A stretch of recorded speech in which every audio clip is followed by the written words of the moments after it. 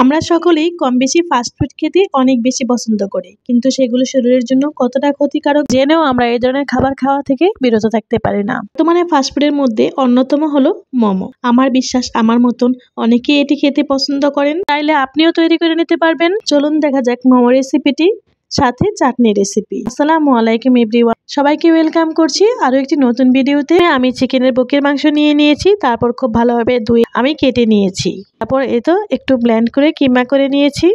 একেবারে মিহি কিমা করতে হবে এরকম কোনো কথা নেই, তো আপনারা চাইলে করতে পারেন। আমি কিছুটা আস্তে আস্তেও রেখেছি, এতে করে মোমো খাওয়ার সময় দাঁতের নিচে পড়লে ভালো লাগবে।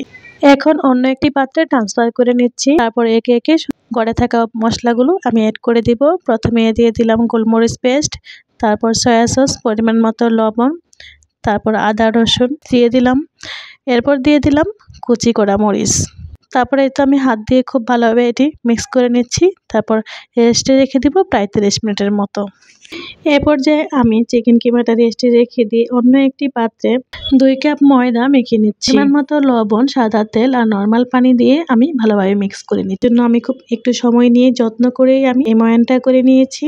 তারপর আমি 30 মিনিটের মতো রেস্টে রেখে দিব। বেশ কয়েকদিন যাবতই মামনিরা এই মোমো খেতে চাইছিল, তো একটু ঝামেলা মনে করে আমি এটি আর করে দিচ্ছি না। তো আজ একটু সময় পেয়েছি, তাই মামনিদের জন্য এটি তৈরি করে দিলাম। ভাবলাম এটি তো আপনাদের সাথে শেয়ারই করা যায়। ফিরে আসলাম আবার 30 মিনিট পর। এভাবে খুব ভালোভাবে ময়ানটা করে নিতে পারলে মোমো শক্ত হয় না, খেতে খুব নরম তুলতুলে হয়। তারপর আমি আবার চিকেন কিমাটা একটি প্যানে সাদা তেলে কিছুক্ষণ নেড়ে চেড়ে বয়েল করে নিয়েছি, সেটি আর আপনাদের সাথে শেয়ার করলাম না। তারপর চলে আসলাম, এই তো দেখতে পাচ্ছেন ময়ান করা ময়দাকে ডো আকারে করে নিয়ে আমি লুচি আকারে তৈরি করে নিয়েছি। তারপরে একে একে সেই বয়েল করা কিমা দিয়ে দিচ্ছি পুর হিসেবে মোমোর জন্য। পুর দেওয়া হয়ে গেলে তারপরে আমি মোমোর শেপ দিয়ে নিয়ে নিব। এই তো আমার মোমো তৈরি। এখন আমি একটা স্টেইনার নিয়ে নিয়েছি, এতে আমি কিছুটা সাদা তেল ব্রাশ করে নিয়েছি। তারপর একে একে পাত্রে তুলে নিয়ে এখন এই তো আগে ফুটানো গরম পানির উপরে আমি এটি স্টেইনারটা বসিয়ে দিয়েছি। তারপরে এই তো ঢাকনার ছিদ্রটি বন্ধ করার জন্য একটি লবঙ্গ দিয়ে দিলাম।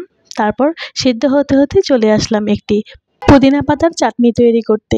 তেঁতুল সহযোগে পুদিনা পাতার এই অসাধারণ চাটনিটি খেতে দারুণ হয়েছিল। আমার বারান্দার লাগানো টব থেকে এই পুদিনা পাতাগুলো তুলে নিয়ে আসলাম। তারপর ডালের থেকে ভালোভাবে পাতাগুলো ছাড়িয়ে নিয়ে আমি ব্লেন্ড করে নিলাম। সাথে অ্যাড করে দিলাম গরম তেলে রসুন আর মরিচ। এই জিনিসটা দিলে এর স্বাদ ডাবল হয়ে আসে। তারপর আরো একবার ব্লেন্ড করে নিলাম। চাটনি তৈরি হতে হতে এদিকে আমার মোমো সিদ্ধ হয়ে এসেছে। এই মোমো ওঠানোর সাথে সাথে আমার মামুনিরা খেয়ে সাবার। তারপর আমি একে একে বাকিগুলো তৈরি করে নিলাম। এই পর্যন্ত ধৈর্য ধরে আমার ভিডিওটি দেখে থাকলে আপনাকে অনেক বেশি ধন্যবাদ ও কৃতজ্ঞতা রইল। সেই সাথে আপনাদেরকে অনুরোধ করছি, প্লিজ একটি লাইক না দেওয়া হলে একটি লাইক দিয়ে নেবেন। ভিডিও রিলেটেড যে কোনো প্রশ্ন বা মতামত শেয়ার করতে পারেন কমেন্টে অথবা ইনবক্সে। সুন্দর একটি গঠনমূলক কমেন্ট করে আমাকে পরবর্তী কন্টেন্ট তৈরি করতে উৎসাহিত করতে পারেন। আমার এই রেসিপিটি কার কাছে কেমন লেগেছে জানি না, আমি যেভাবে তৈরি করেছি তাই আপনাদের সাথে শেয়ার করেছি।